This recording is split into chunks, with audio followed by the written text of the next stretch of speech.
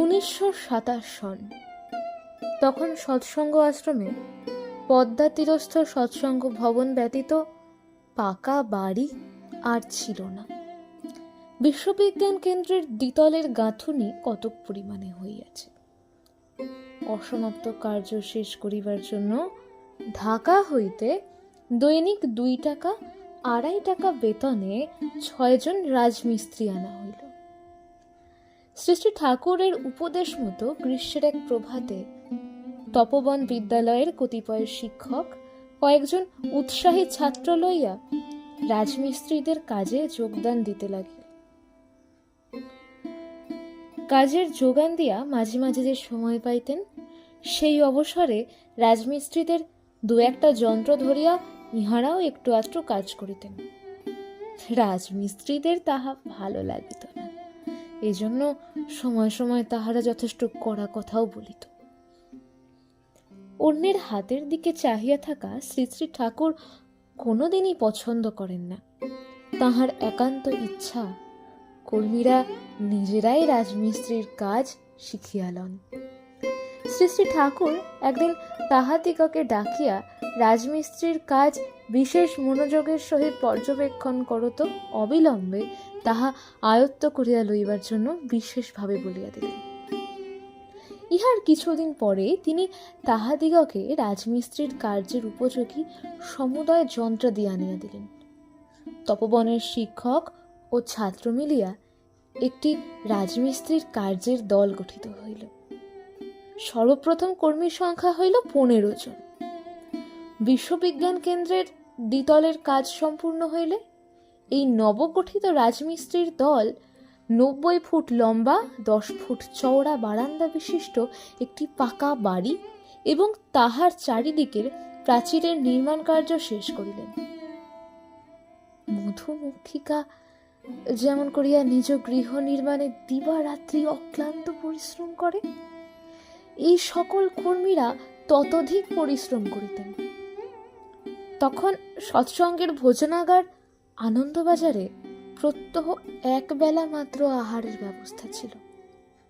স্নানের ঘণ্টা পড়িলে কর্মীরা সবাই যে যাহার কাজ সারিয়া স্নান করিয়া কলাই করা একখানা থালা হস্তে পদ্মার ধারে বাবলা তলায় আহারে বসিয়া যাইতেন।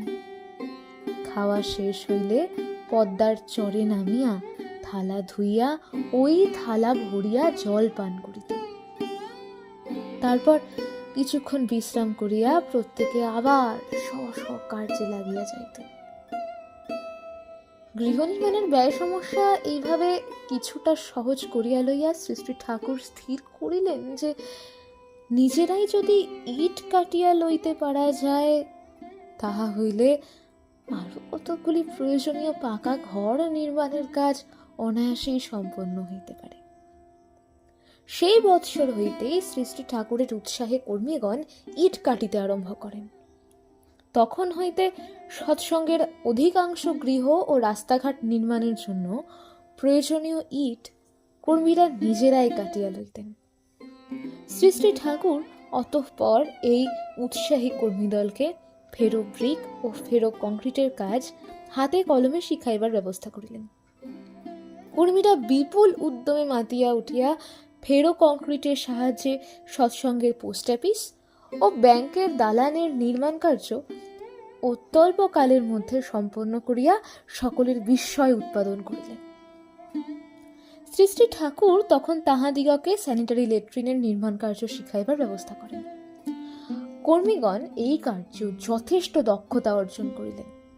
বঙ্গের নানা স্থানে এই সকল কার্য সুষ্ঠুভাবে সম্পাদন করিয়া এককালে তাহারা সর্বসাধারণের যথেষ্ট প্রশংসা অর্জন করিয়াছিলেন। বাংলার গৃহ সমস্যার বাস্তব সমাধান কেমন করিয়া হইতে পারে, শ্রী শ্রী ঠাকুরের উপদেশ মতো সৎসঙ্গের গৃহ নির্মাণ বিভাগ তাহারও পথ প্রদর্শন করিয়াছিলেন। শ্রী শ্রী ঠাকুরের প্রচারিত জীবন ও বৃদ্ধির কর্মপ্রণালীতে আকৃষ্ট হইয়া বিভিন্ন স্থানের যে সকল অধিকাংশ অধিবাসী সৎসঙ্গে আসিয়া স্থায়ীভাবে কর্মে নিযুক্ত হইয়া বসবাস করিতেছিলেন, তাহাদের বাসোপযোগী গৃহাদি এই বিভাগের কর্মীগণ প্রস্তুত করিয়া দিতে লাগিলেন।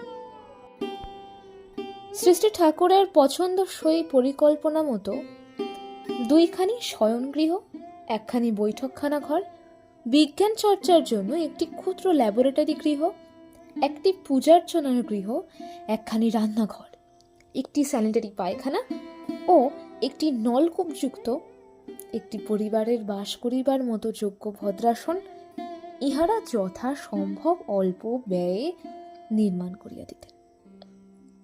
সকল গৃহাদি যথেষ্ট আলো ও বাতাস চলাচলের উপযুক্ত, ঝড় ও অগ্নি ভয় বিরহিত, বেশ মজবুত এবং অতিশয় মনোরম করিয়াই নির্মাণ করা হইত।